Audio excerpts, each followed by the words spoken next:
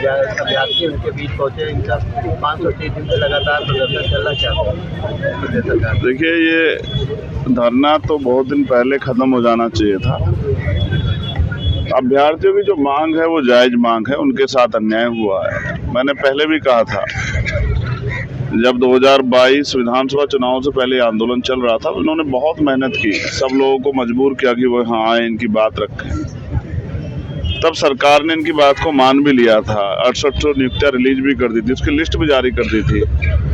अब कोर्ट का जजमेंट भी मैंने पढ़ा, जजमेंट भी ये कह रहा है कि ऑनरेबल कोर्ट ने भी ये कहा कि भैया आप पुराने लोग जो संशोधित लिस्ट है उसको भी रख लो, इसमें मिस्टेक्स हैं, और इसको भी रख लो, जिन लोगों ने जो वर्किंग कर रहे हैं उनको भी रखो, लेकिन इनको भी रखो जो लोग जिनकी नियुक्ति आपने जारी की है। अब इन सब की करने की जिम्मेदारी ना तो ताकत मेरे हाथ में ना इनके हाथ में, वो सब ताकत है सरकार के हाथ में। जब सरकार ही ना करना चाहे, सरकार ही चोरी करने पे, डकैती करने पे उतारू हो जाए, तो फिर कहाँ से न्याय होगा। ये तो मुख्यमंत्री के बाएं हाथ का एक कलम चलानी है उनको, और ये काम हो जाएगा। लेकिन 500 से ज्यादा दिन हो गए इन बच्चों को बिलखते हुए, तड़पते हुए, घर छोड़ के आप पड़े हुए हैं। 530 दिन हो गए हैं। आप समझिए, वही लोग हैं जो सरकार बनाते हैं, ये वही लोग हैं जिनके घरों पे वोट मांगने जाते हैं, जिनके पैर छूते हैं, जिनको रिश्तेदार बताते हैं, जिनके पैर दबाते हैं, जिनके साथ बैठ के खाना खाते हैं। मगर 530 दिन से प्रदेश की राजधानी में बच्चे लड़ रहे हैं और सरकार गूंगी बहरी बनी बैठी है। स्पष्ट है कि वो इनको देना ही नहीं चाहती। अब आप ये सोचो, जिनके हाथ में, जिन्होंने मेहनत की है और जिनके हाथ से उनका नियुक्ति पत्र छीन लिया गया है, वो कैसा महसूस कर रहे होंगे। जब भी ये जाते हैं भाजपा के दफ्तर के पास या भाजपा के मंत्रियों से मिलने के लिए सरकार उनके, तो लाठियों से पीटते हैं।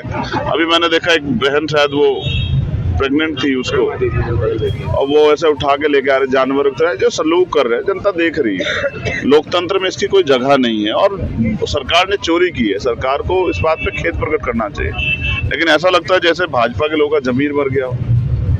मुझे भाजपा के मुख्यमंत्री से जो वर्तमान से कोई तकलीफ नहीं है। उसका कारण ये है कि वो तो करेंगे, ये तो लंबे समय से अन्याय होता है।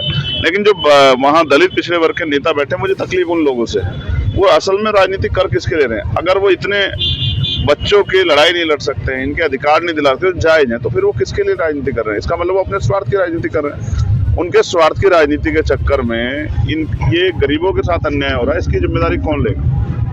तो मैं तो इनसे भी कहूंगा कि अब ये समझदार हो गए, इनको समझना चाहिए कि आसानी से कोई अधिकार मिलेगा नहीं। अगर वास्तविक अधिकार को, न्याय को भी छीन कर लेना पड़ रहा है, उसके लिए संघर्ष करना पड़ रहा है, लाठियां खानी पड़ रही, गालियां भी दे रहे हैं, अपमानित भी कर रहे हैं, बुरा भला भी कह रहे हैं, एजेंट भी कह रहे हैं, लेकिन सारी चीजें अपनी जगह है। मैं तो, मेरी मांग तो है कि सरकार इनकी नियुक्तियां इनको दे।